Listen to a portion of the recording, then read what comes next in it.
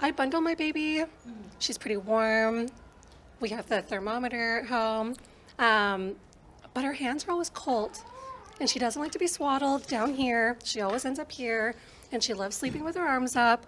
So there's should no I be danger. concerned? No, there's no It's danger like in that. Freezing cold. It's there's some people and there's some babies and some children who have poor circulation, if that's the right word, in their extremities. And the most important thing in terms of evaluating it is, you see how my hand is nice and pink, and if I hold my finger, it'll turn white and then it goes pink again. Yes. So if you guys do that on your own hand, you can see what I'm talking about. So you want to make sure that the perfusion in the extremities is adequate. And so as long as it reperfuses in 3 to 5 seconds, it's fine. So it means there's no compromise of blood flow to the extremities. That's what you're worried about. Totally. That's what frostbite is, and yeah.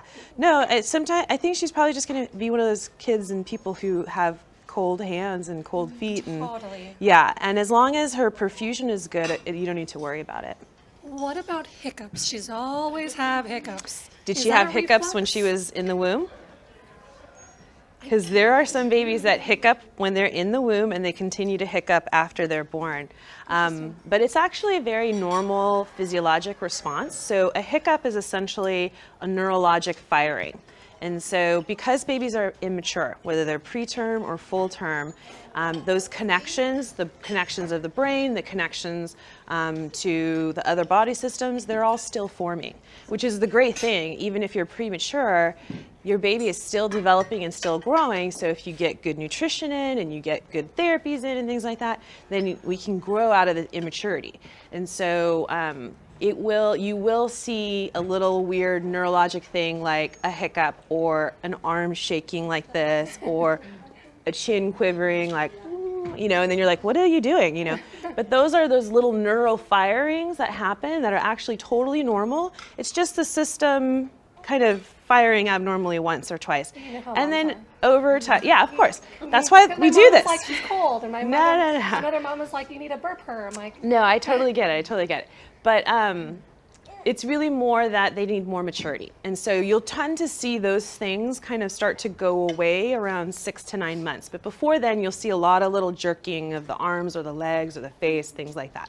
And that's very normal. And a hiccup is a part of it. Don't scare them like, boo, like people say, do this or that. That doesn't work with babies. And don't put a plastic bag over their face or whatever. What was it? Breathe into a bag. Like no bags over heads or anything like that. So, yeah. I'm questioning about feeding. Okay. And we can just put it up. She had thrush, and she was on the ISAT. She's done, but I still see it on there. Is that okay or no? Like her tongue is still white. Can you wipe it off with a Q-tip? If you try to wipe it off, does it come off or does it stay on there? Oh, I never tried. Should I be doing that? Caroline, she had thrush in his back, she thinks, but I don't think it really. I'll take a look at it when she's weighing. Okay, I don't think it really went. Today, I'll take a quick look. Okay, awesome. And she'll need a prescription for the The ISAT? she took that already, right? Yeah. But it's back. Yeah. I can't say it's not.